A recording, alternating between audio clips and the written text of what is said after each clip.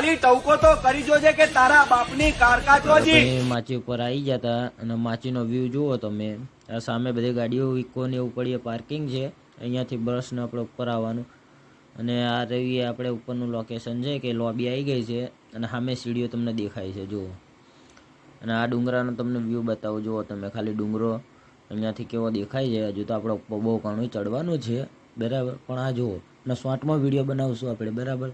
અડધો વિડીયો તમને બનાવીને અમે આપશું. ને જુઓ તમે. અને મહાકાળીના દર્શન કરવા હોય તો ભાઈ મંદિરે આવજો ને આવજો. જોઈ લો, એક નંબર બેસ્ટ લોકેશન છે ભાઈ. ને મંદિરમાં ખુશ થઈ જાય એવું છે ભાઈ.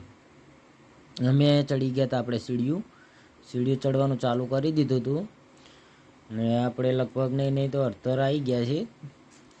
જુઓ તમે વ્યૂ જુઓ. પબ્લિક તો દેખો, પબ્લિકની તો ભીડ રહેવાની જ છે મારા ભાઈ. પબ્લિક તો ઘટવાનું જ નથી. મહાકાળીનો મહિમા તો એવી છે ભાઈ. પબ્લિક જુઓ. આ આપણે વ્યૂ જુઓ તમે. નીચે આપણે માચી દેખાય છે તમને. આ માચી દેખાય છે એ આખો રોડ છે નીચેથી ઉપર આવવા માટે માચીનો.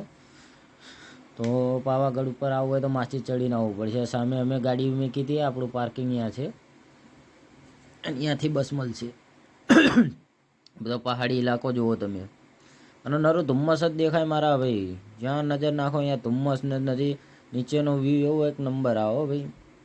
અને પાવાગઢ ડુંગર ઉપર ચડો એટલે મોજ અલગ. હવે આપણે આવી ગયા હતા ઠેઠ માતાજીના મઢ જોડે. અહીંથી કંઈક 200-300 પગથિયા બાકી છે.